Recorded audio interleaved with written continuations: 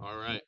Welcome, Mushin Warriors, to another episode of Mushin Mental Academy, where our purpose is to provide you the tools for engagement and presence.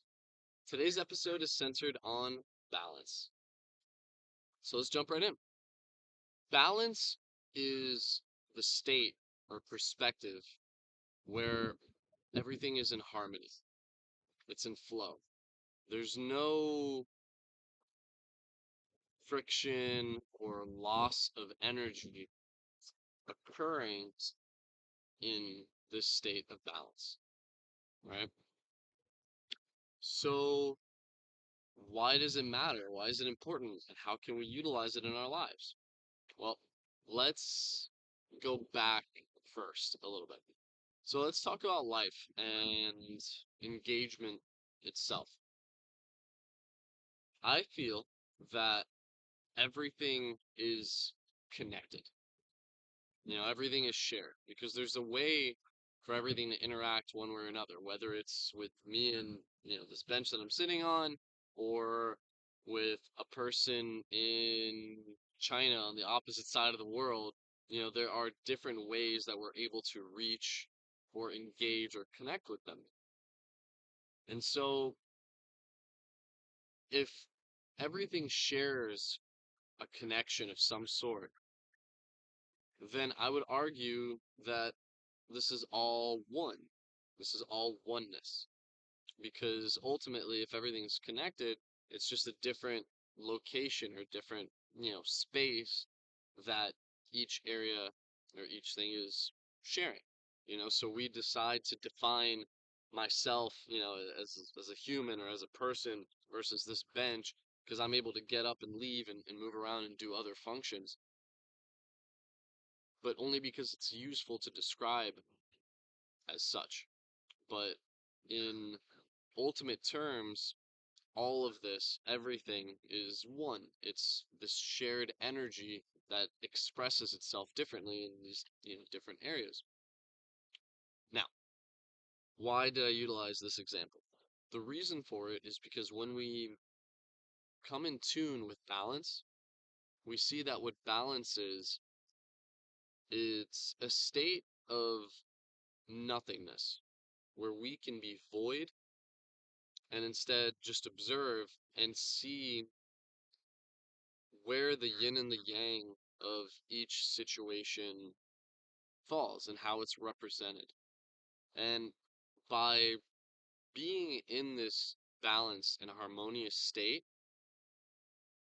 this grants us clarity because if everything is one, then everything exists on a spectrum. And the only real way to see what's going on and have vision is to sit at this point of balance because then you can see everything. It's like sitting at the top of a pyramid rather than, at the bottom of a trench, you know.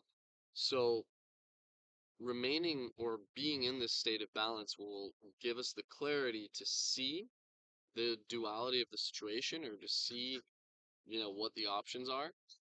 And it also grants us free will because now we're able to allow, because that's ultimately the only thing that we do.